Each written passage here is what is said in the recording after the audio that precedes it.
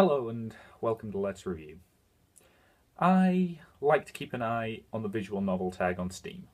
It's quite useful at times, and hell, it's how I found things like Sunrider. Admittedly, it's also how I found Sakura Spirit, so it's not exactly a guaranteed mark of quality. Rising Angels Reborn is another game that I found through that tag, and it also happens to be free, which is a definite plus. So the question is it worth your time? Well, to answer that, we'll start the same way we always do, with the gameplay. As with several of the visual novels that I've looked at in the past, there is no gameplay to Rising Angels Reborn, barring the choices that you make. And the thing is, there are not enough of those choices. Now, don't get me wrong, this game is not even close to Sakura Spirit levels of non-interactivity, but if I can get through the best part of 2 episodes of my Let's Play series without encountering any choices at all, then there are not enough choices in your game.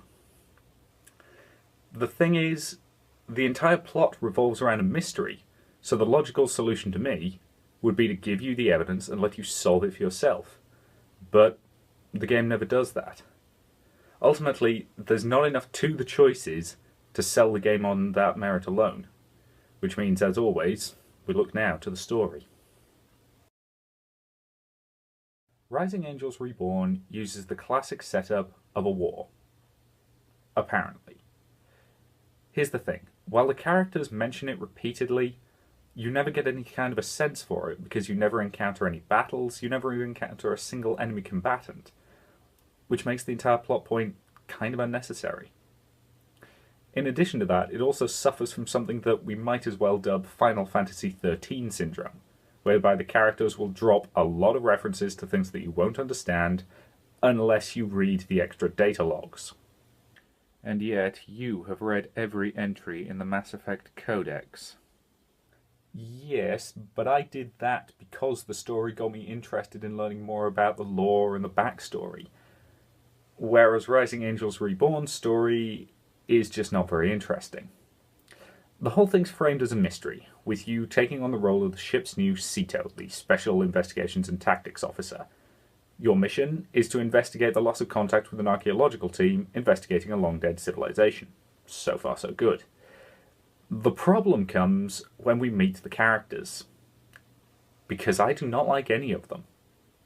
And what exactly have they done to earn your ire? It's mainly that they all seem to have only one character trait.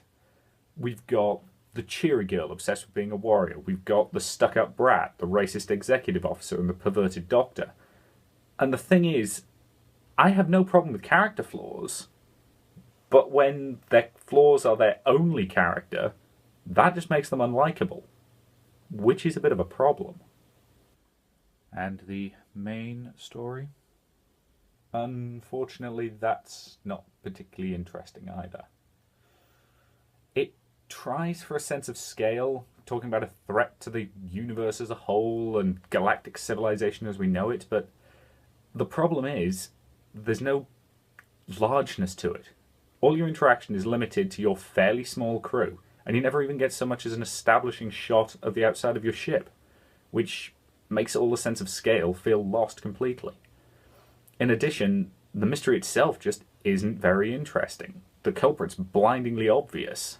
In fact, so much so that I assumed he had to be a red herring.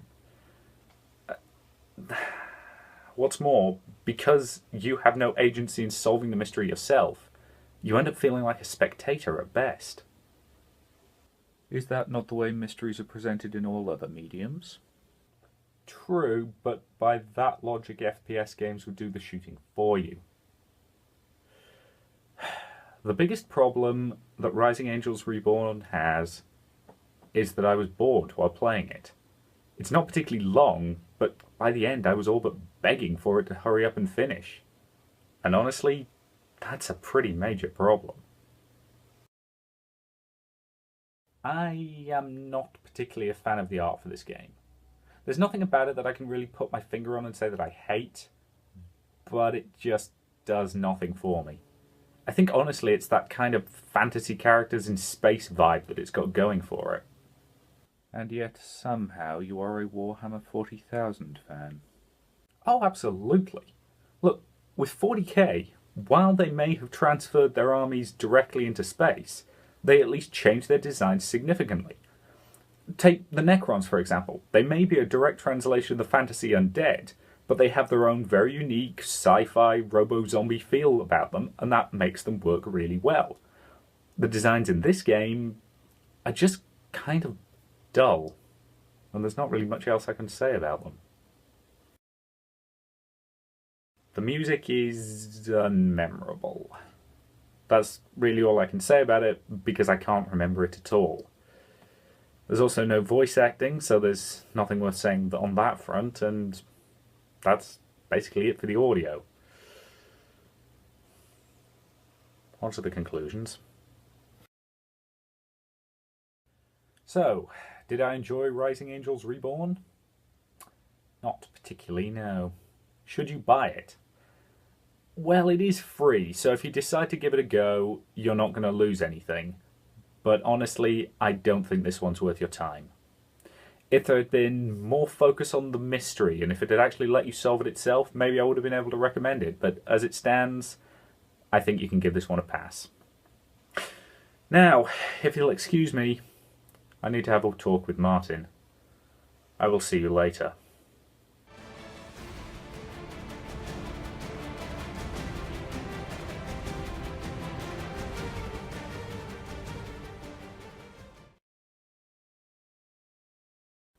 Well, what is it that you wish to talk about? What is this? You call it Talon. It serves well enough as a name. That's not what I asked. It is a tool. A necessary step. Necessary? Do you have any idea how many people this blade has killed? 43. What? 43 times has innocent blood stained that blade, and I can name every one of those innocents. But more importantly, I can name the weapons that those sacrifices helped create. Harpe, Gram, Ascalon, Gaia Steel, Excalibur, and many others. And every time the weapon forged has stood as a beacon of light against the darkness. At the cost of human life. No victory comes without sacrifice. That old cliche?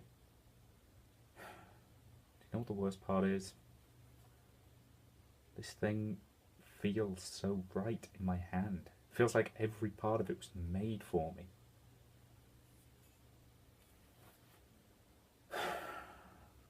You are worried that one day you will be forced to use it. And will I? Is that why our mutual friends gave it to me? I do not know. I doubt even they do. You have Anima Cantor. You may never need to forge an additional weapon. I hope you're right. I have faith in you.